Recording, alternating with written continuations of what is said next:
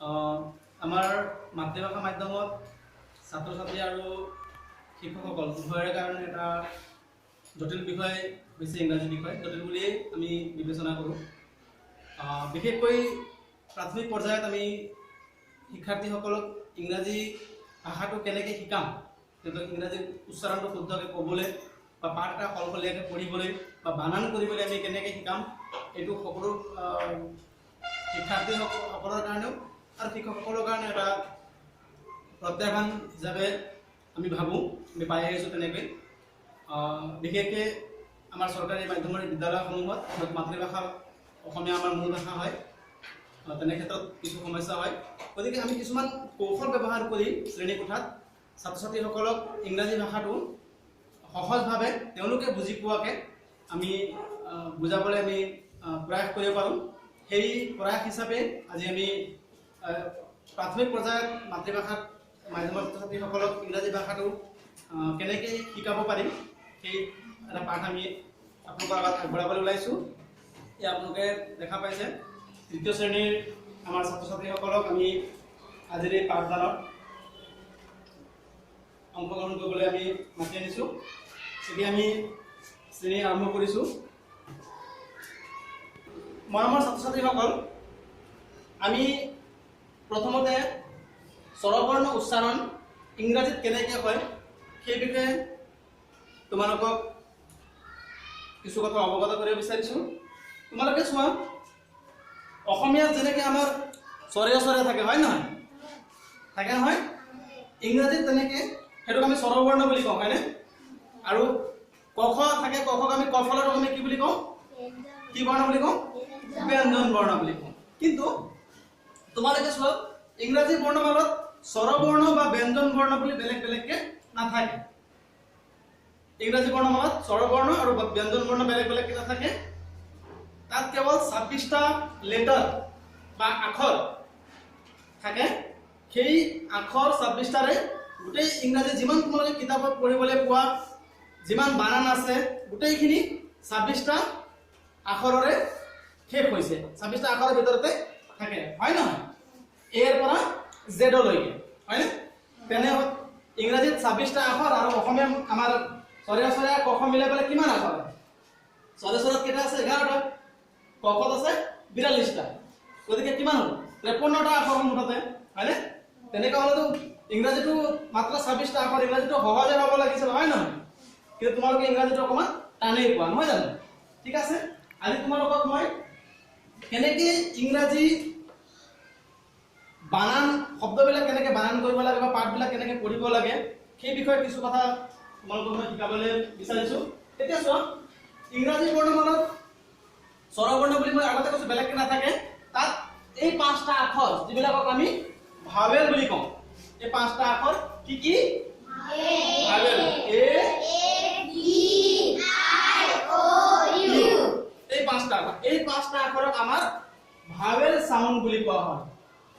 VOWEL sound. বুজি পাইছা?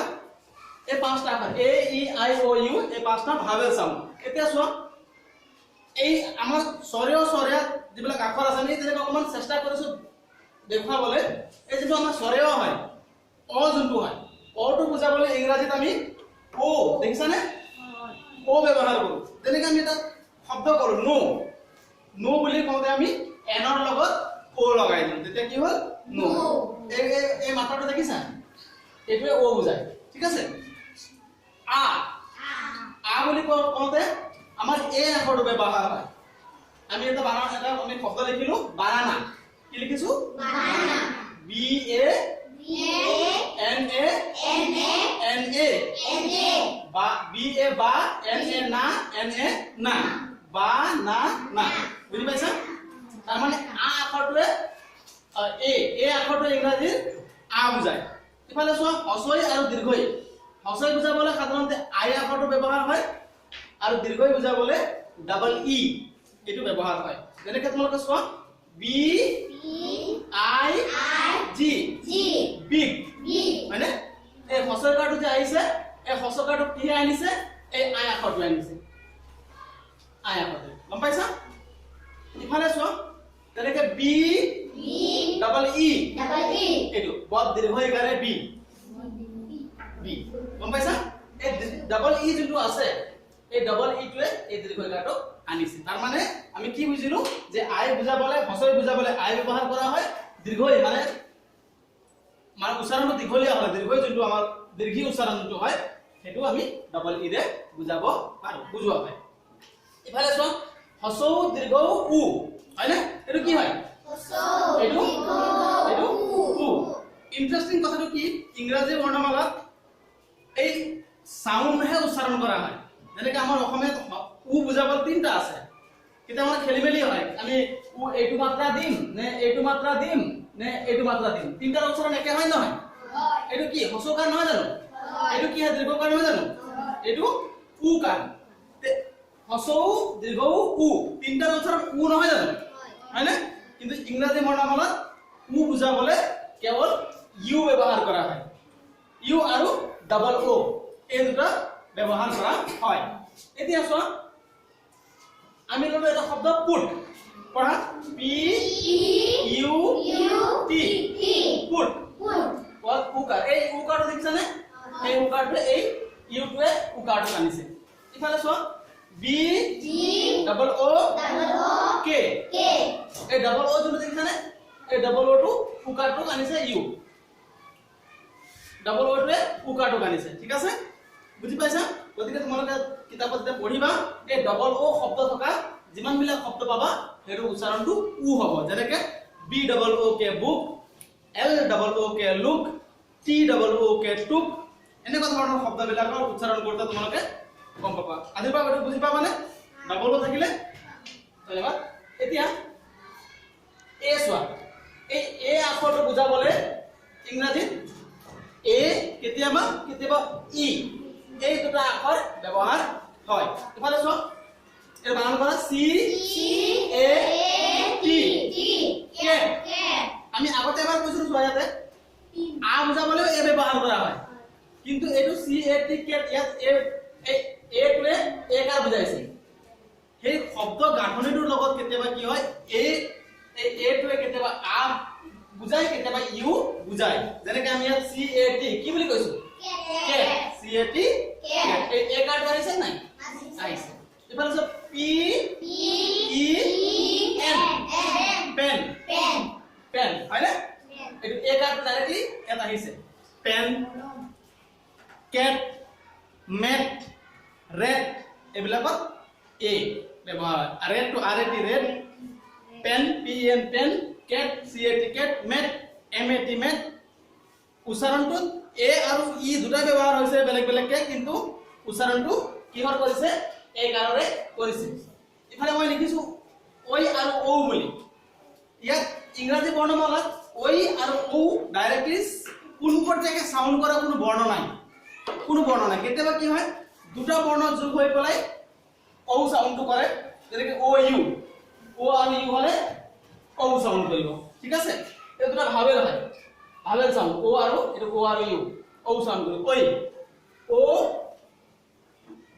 I O আই হলে ওই সাউন্ড কৰিব গতিকে ইংৰাজী বৰ্ণমালাত আমি অসমীয়াত যেনেকৈ বানান কৰো ইংৰাজীত বানান কৰাটো অকমান সুকীয়া হয় ইংৰাজী বৰ্ণমালাত ইংৰাজী বানান কৰোঁতে আমি শব্দ যেটো আখৰৰ যেটো উচ্চাৰণ আহিছে শব্দ আহিছে সাউন্ড আহিছে সেই সাউন্ডটোক আমি গুৰুত্ব দিব লাগে বুজি পাইছা তোমালোকে ছাত্ৰ ছাত্ৰীসকল আমি ইতিমধ্যে স্বৰবৰ্ণৰ উচ্চাৰণ আমি শিকিলো নহয় জানো ইংৰাজী ভাষাত স্বৰবৰ্ণত আমি কি পালো স্বৰবৰ্ণ কেইটা আছে ইংৰাজী ভাষাত ইংৰাজী আখৰত স্বৰবৰ্ণ কি আছে কেইটা আছে পাঁচটা কি এ ই আই ও ইউ বুজি পাইছা ঠিক আছে এতিয়া আমি ব্যঞ্জন বৰ্ণৰ উচ্চাৰণৰ ফালে আগবাঢ়িছো ব্যঞ্জন বৰ্ণত আমি অসমীয়াত যিবিলাক বৰ্ণ লিখো সেই বৰ্ণবিলাকৰ একোটা একোটা উচ্চাৰণ আছে হয়নে আছে না নিৰ্দিষ্ট উচ্চাৰণ আছে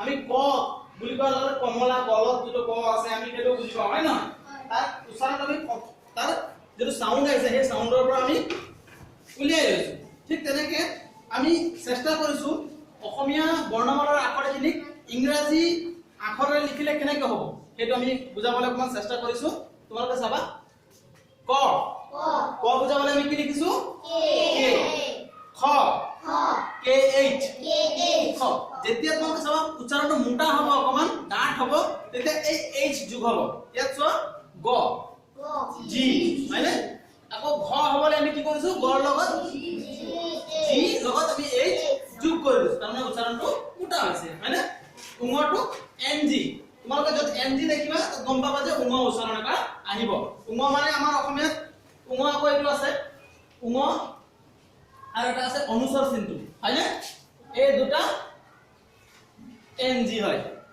গম পাইছা এন জি থাকিলে উঙ বা অনুস্বৰৰ উচ্চাৰণটো হ'ব আকৌ চ প্ৰথম চ এস দ্বিতীয় চ এস এইচ বৰ্গীয় জ জে জ জে এইচ নিয় এন ওয়াই এ এই নিয় নিয় আমি উচ্চাৰণটো আমি তাৰ পৰা লৈছো N Y A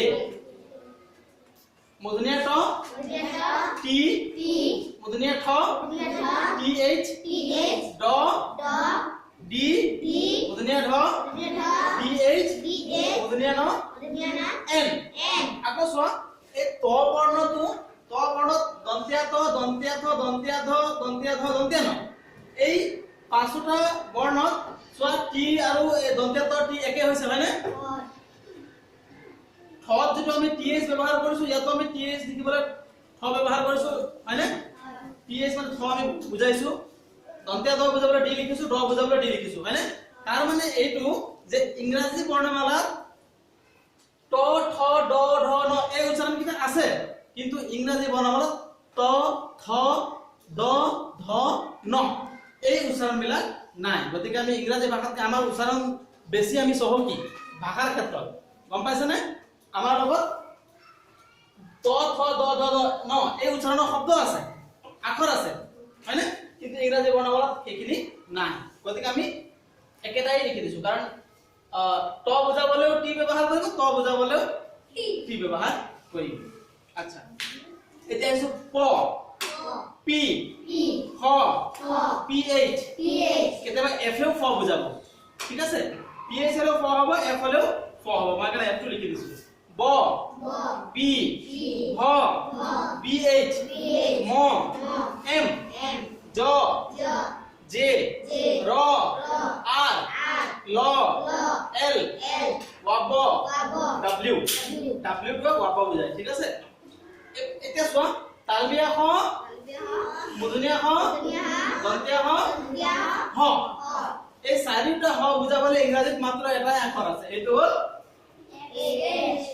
H H টো কি বুজায় হ বুজায় ঠিক আছে এইচ টো হ বুজায় কাৰণ ইংৰাজীত তালবিয়া খ মূৰ্ধন্য খ দন্তিয়া খ বুলি বেলেগ বেলেগ বৰ্ণ নাই এটাই আছে এইচ সেইকাৰণে মই আগতে কৈছো যে আমি অসমীয়া ভাষাটো আমাৰ ইংৰাজী ভাষাতকৈ আমি চহকী আমাৰ লগত বেছি বৰ্ণ আছে নহয় জানো আচ্ছা ইফালে ওয়াই ওয়াই বুজাবলৈ অন্তস্থয় হয় ওয়াই বুজায় ঠিক আছে অন্তস্থয় কি বুজায় ওয়াই ইয়ালৈকে বুজিলা তোমালোকে এইখিনি বহিত টুকি ল'বা টুকি লৈ তোমালোকে ঘৰত যেতিয়া তোমালোকে পঢ়িবা তেতিয়া তোমালোকে আৰু বেছি ভালকে বুজি পাবা আৰু উচ্চাৰণ বিলাক তোমাৰ কি হ'ব ক্লিয়াৰ হ'ব দেখো গম পাবা যে কোনটা আখৰ লিখিবলৈ হবে এই উচ্চাৰণ বিলাক খুব দৰকাৰী কিন্তু যেনেকৈ তোমালোকে এটা নাম লিখিছা